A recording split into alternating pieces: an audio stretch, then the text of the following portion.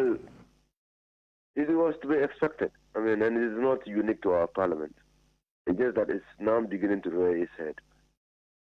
But it was to be expected. And the configuration of parliament, how parliament is constituted now, clearly provides the basis for what happened yesterday. The constitution, you're talking about the shift in numbers and the balance of numbers. Numbers, yes. But the reaction alone, does it surprise you? It surprises me to the extent that this kind of level of resistance has never been experienced in Parliament. We have always resisted oppressors' rule, the rule by the majority, dictatorship of the majority, by walkouts, by boycotts, by shouts across the aisle, but we've never ever engaged in fisticuffs in Parliament. Now, this is largely because, like I said earlier, the numbers have always supported the majority. So it was almost a futile exercise to engage in fisticuffs. Now, the numbers are so thin that the side that feels hard done by might not be persuaded by words, but might want to settle the matter physically. And that's what we've seen starting from 7th January 2020, when this, or 2021, when this 8th Parliament was being sworn in. So, based on what you're saying, if the status quo continues, if things like what was attempted in Parliament yesterday by the First Deputy Speaker, things like that continue to be done, we see a lot more of this. I have said it and I will say it again.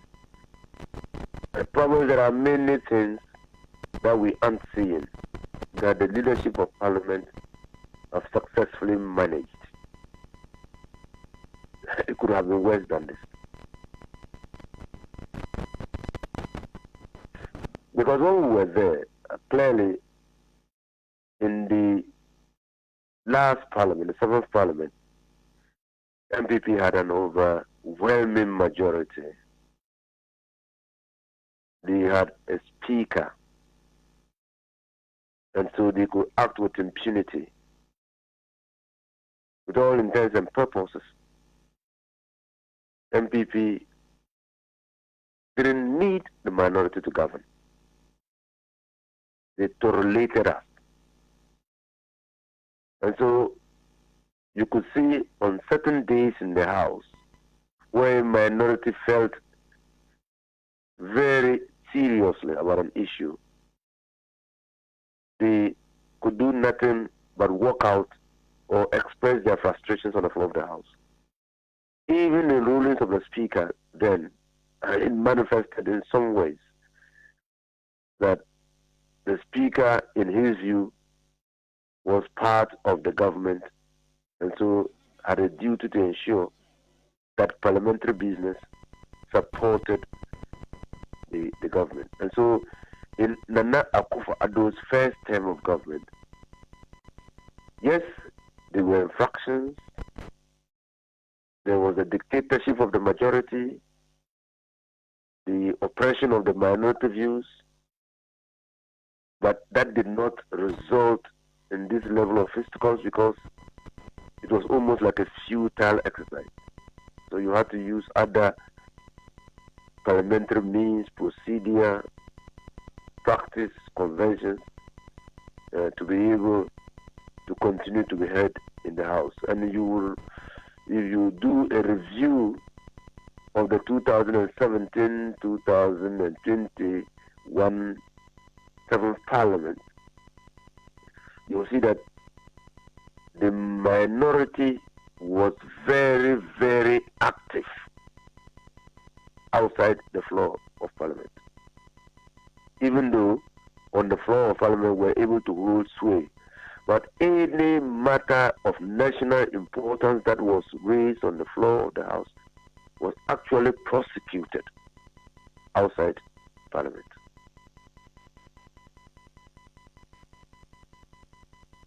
So, do you see a sense where perhaps the MPP is still in the same mood they were in the last 4 years without necessarily paying attention to the fact that the status quo had changed? Well, sometimes it's difficult to accept defeat. And so the MPP is still reeling from shock as to what happened to them in the 2020 elections.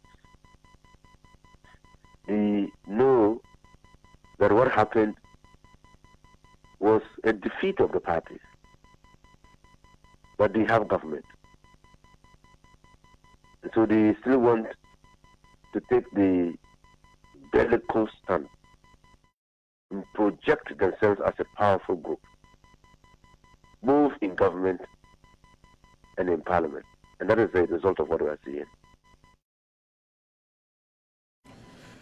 Well, then there's what led to all this, the chaos in Parliament yesterday, was because of what the first Deputy Speaker attempted to do. You are a lawyer yourself, spent a lot of time in Parliament. How did that look to you? Well, that looked to me as an act of desperation. And that is arising from the configuration of Parliament. Previous first and the second deputy speakers did not need to engage in that. The numbers, the majority had numbers. When I say majority, NDC majority, MPP majority had numbers in Parliament that did not require a speaker to act like a chameleon. And so the numbers now clearly is inviting them to some unholy, if you want, unconventional means of establishing the majority decision. And since both speakers have elected to sit with the MPP in violation of the constitution of the country, this is what we will see clearly. The constitution of the country says that you must have two deputy speakers, except that both of them must not come from the same party.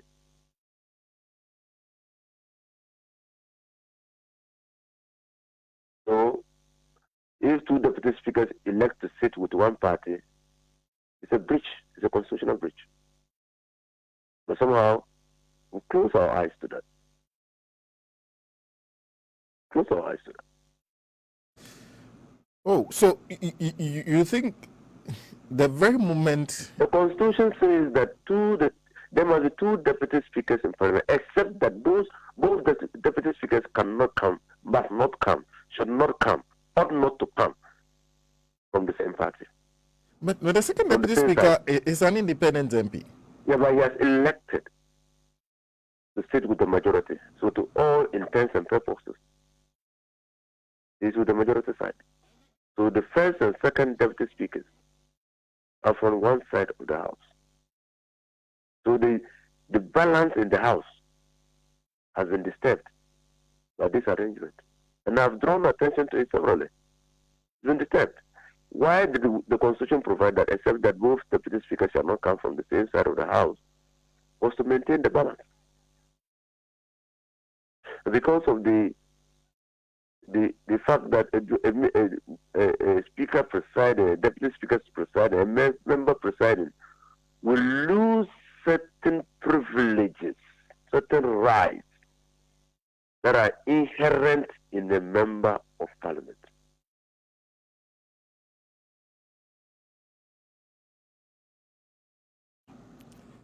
So in this situation, it clearly came across that the first deputy speaker and second deputy speaker did not want to lose those privileges. No, did not. They did not. And then, Parliament is a conservative institution also. We live on our practices and our conventions. Nobody has ever seen a deputy speaker vote. And nobody has ever seen a deputy speaker deciding to call the second deputy speaker to take the chair for that speaker to go and cast the vote. No one has ever seen that. It's a vague area. But practice, conventions, established in parliamentary practice, appear not to lend support to such act of chicanery.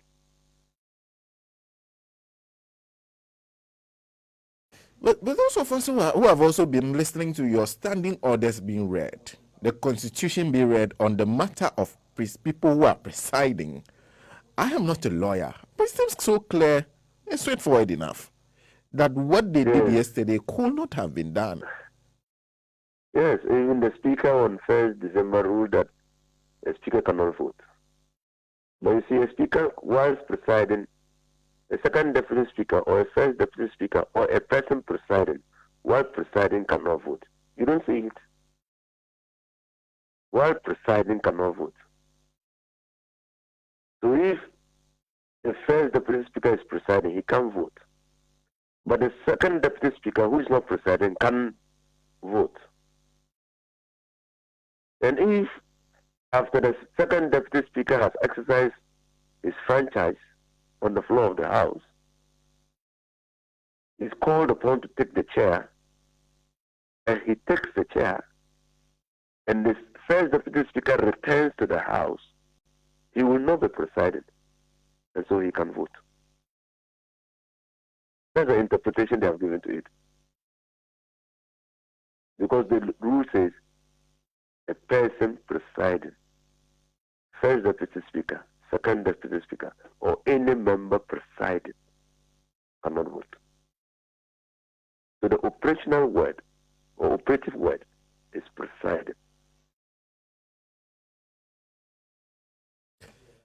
Well, and that is where there's a difficulty, because if you read the Constitution, and Article 296 is one thing that a lot of you lawyers refer to. It says, where in this Constitution or in any other law, discretionary power is vested in any person or authority, that discretionary power shall be deemed to imply a duty to be fair and candid. The candid part. And then continues to say the exercise of discretionary power shall not be arbitrary, capricious, or biased, whether resentment, prejudice, or personal dislike, and shall be in accordance with the due process of law. I don't know, but there's a certain sense of this which sounds even morally wrong, corrupt, and abuse. In this kind of situation, how do you think it should be addressed? Because it looks like the minority MPs were clear in their mind that the only way is physical resistance. Yeah, so there's some level of impunity. And where there is impunity, the rule of law breaks down also. And so persons who have elected to positions of leadership, whether as speakers or leaders of the House, must always act with decorum and respect to the rules and procedures of the very institution to which they have been elected leaders. And so, for me, and it comes back to what I have said and said again. Is it arrogance? The arrogance of power blinding the eyes of leaders, and especially our president? What is it that is has prevented the president, his government, leadership of parliament from meaningful engagement. What is it that is pushing the MPP into thinking foolishly or stupidly that they can always have their way? And if it means the bastardization of processes, are we not chipping away the sanctity, respect, dignity of the House of Parliament? Are we not chipping away the respect for our democratic project by these acts of impunity? Are we inviting adventurers to try their luck by our acts? Are we investing enough in the consolidation of our democracy? These are the questions that have been agitating my mind since yesterday in the night. Because the democracy is a government of the people, by the people, and for the people. The government of the people, we, the people of this country. By the people, we, the people of this country. And for the people, we, the people of this country. That's the Constitution, the preamble of the Constitution. And clearly establishes the democratic ideas that this country must live by. How can't we? If we, the people of this country, we as a single whole, can't we talk to each other? Ensuring that we're not conspiring to do anything bad to this country. But we're consulting to ensure the best for this country. Is it beyond our reach? Sir, is that beyond our reach? Is it that when you become MPP, you must not, you should not, you ought not to see eye to eye with the NDC? Is it that if you are NDC, you must not, you should not, you ought not see eye to eye with the MPP on matters of national interest? What is it that is militating against the consolidation of our democracy in this country? Is it excessive partisanship? Partisanship is needed in any human society, but excessive partisanship blinds the eye and blunts the mind to reality.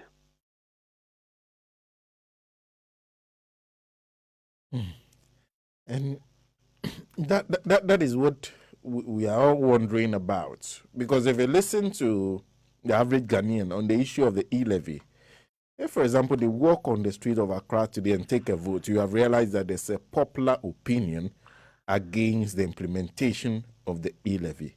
Yet you see one side in Parliament that is not championing this opinion, which is clearly an opinion of their constituents, but championing an opinion which is different from that of their constituents.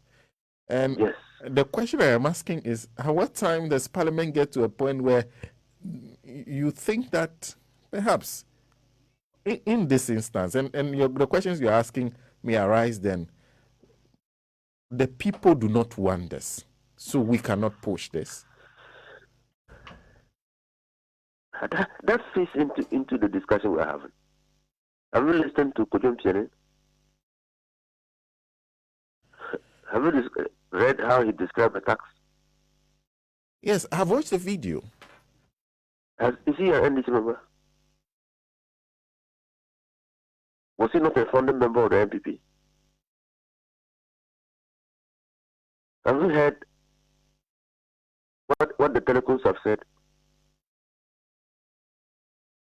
Have you heard what TUC is saying? Are these members of the NDC?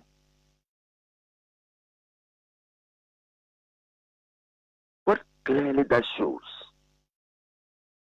is the lack of consultation prior to the drafting of the budget. That's what it shows clearly. What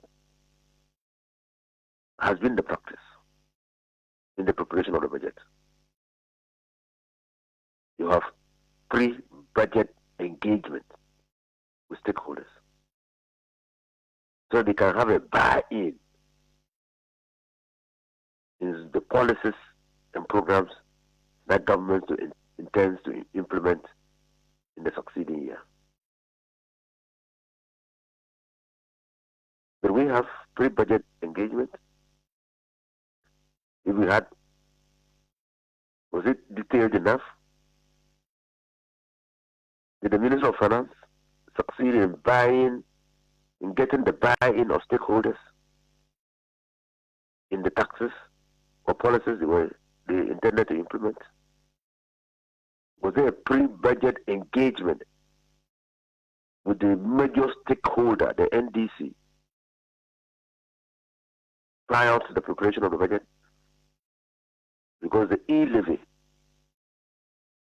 is a major initiative.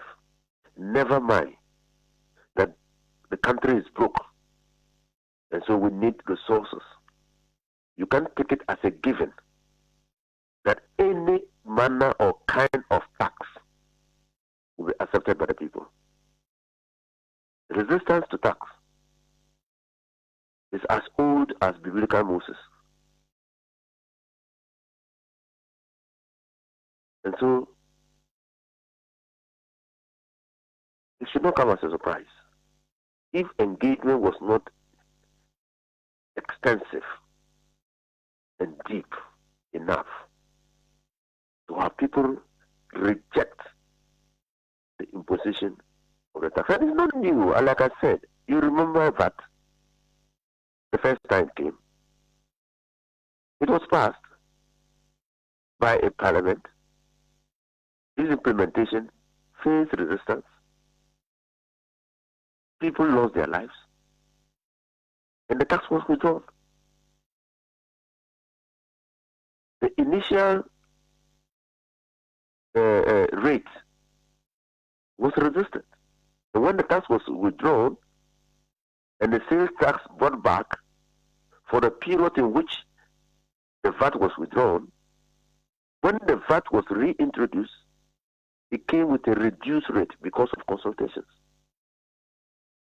But today, we are paying more VAT than the rate that was introduced at the time that the government was exploring the possibility of imposing VAT on goods and services.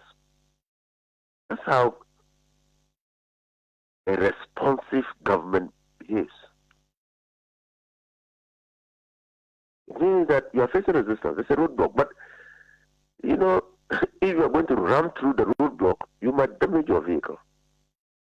You might damage the initiative beyond redemption. You have a detour so that you can avoid the block. Well, the detour means instead of just going directly to 1.75, you calm down, you suspend or whatever for further consultations.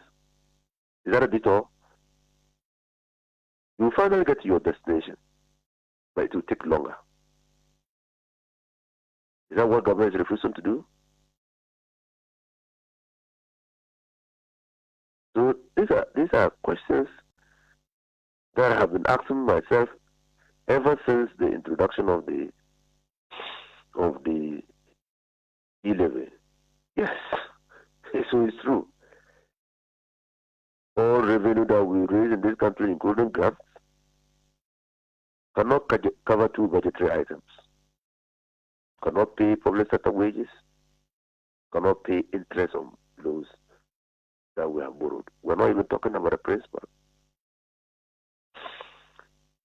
We need to continue to invest in capital expenditure, capital goods. The public servants that we have employed, the country has employed, will have to work. So they will need tools with which to work. Our budget cannot cover those things. Do we always go a borrowing? We must look at internal ways of raising revenue so that we don't become too much debt distress and become a risk. We can affect the general economic outlook of our country. Can we allow the country to collapse? No. Are there other ways of raising revenue? Yes. So you see, when a government becomes obstinate in its determination to introduce a policy, then you should begin asking yourself whether government has come to their wits' ends, or they're simply just taking us for granted, or is it the arrogance of power? I just simply don't know. Because this matter, Sana, I tell you as a matter of fact, this matter could be resolved if Nana Addo Dankwa Akufo Addo has simply sought audience with His Excellency John Dramani Mahama post-budget to see how this matter could be resolved. I tell you, not that John Dramani Mahama is pulling the levers, but he has been there before. The drastic and difficult situation the country found itself led the NDC government to call for the Senchi conference to look at developing homegrown solutions. So I've invited a cross-section of the Ghanaian people, and I listened to people who did not share in the same philosophy and ideology of the NDC present papers. I listened to them essentially. It was quite refreshing. Is it beyond Nana Akufo-Addo? Or is he just too arrogant? I don't know. I don't know. They Blay, the chairman of the party, of the NPP, was the first deputy speaker at the time Ofosunkwar Ampofo was in parliament. Is it beyond him to talk to him? You know that I said in Ketia was once upon a time a member of parliament. Is it difficult for Hakman Osajiman to call him and say, look, these matters we must look at them?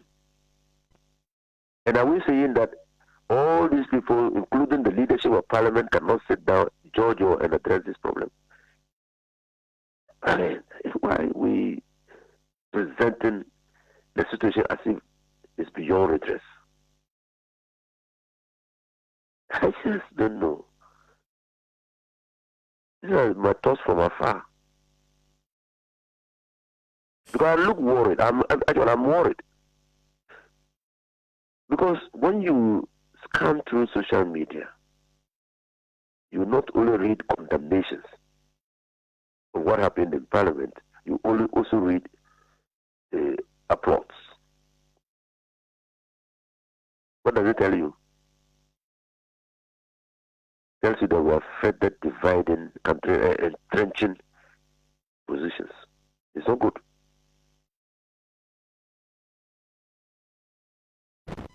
It's not good.